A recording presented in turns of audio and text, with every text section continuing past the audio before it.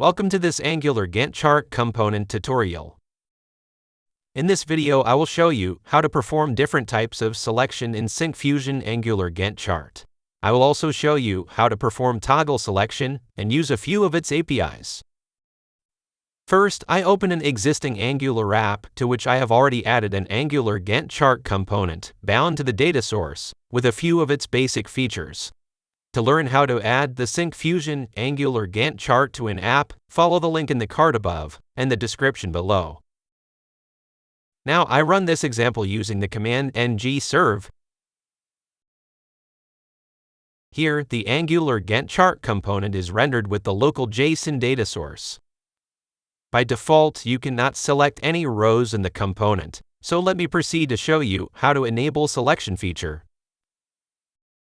To do that, let me import the selection service from the Syncfusion Angular Gantt package and inject it into the providers array of the component section. Checking the Gantt chart now, I can select a row by clicking with the mouse or by pressing the up or down arrow keys. I can also select the Gantt chart row at initial loading by simply adding the selected row index to 2 to select row 3. Checking now, the specified row index is selected. Now let me proceed to show you how to perform row selection dynamically using a custom button click. To use the Syncfusion Angular button component, I install the buttons package using the command npm install at syncfusion/ej2angular buttons --save. Then import the button module from its package and register it in the imports array. In the app component HTML file, add the EJS button tag with the content select and margin style. Include the click event with the event handler on click. I define this method, and inside it, use the built-in method to perform a selection. To get the instance of the Gantt chart, add an ID to the Gantt tag. Then I declare the variable Gantt object of type Gantt component using the viewChild directive. To use this directive and component, I import it from the respective packages. Using the Gantt instance, call the built-in method, select row and specify the row's index. Remove the selected row index property to make it clear. Now, when I click the button, the specified row index is selected. To customize the row selection action, use the row selecting event with the event handler prevent row selection to prevent the selection of the row. I define this method, and inside it, check whether the task ID is 4 and then cancel the action. Notice here that I can select any row except the row with the task ID 4. Here, the selection is enabled. Next, I will show you how to disable the selection for all records. Set the allow selection property to false. See, I cannot select any row now. For clarity, I remove the allow selection property. By default, I can select a single row at a time. To select more than one row at a time, define a variable named selection settings and set its type to multiple. I assign this variable to the selection settings property of the Gantt chart. To perform multiple row selection, I just hold the Control key and click the desired rows. To select multiple rows dynamically, use the select rows method. Inside this onClick method, call the built-in method, select rows, and specify the row indexes in the array.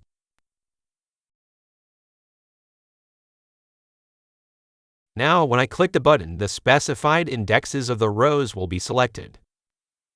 Next, I change the type property in the selection settings to single for clarity. The Gantt chart supports 3 modes of selection: row, cell, and both. Row is the default selection mode. To perform cell selection, use the mode property in the selection settings and set it to cell. See the Gantt chart tree grid? I can select one cell instead of an entire row. Let's see how to customize the cell selection action. I use the cell selecting event with the event handler, prevent cell selection. I define this method. Inside this callback method, cancel the selection action when the task ID is 4 and cell index is 1.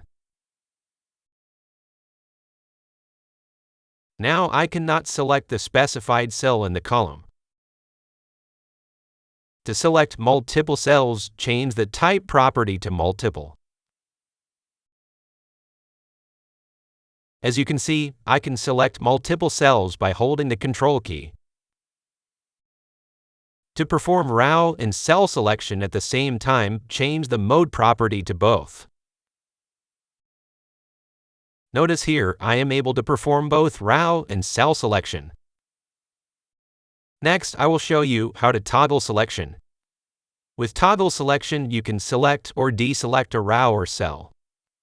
To enable it, set the Enable Toggle property to True in the selection settings.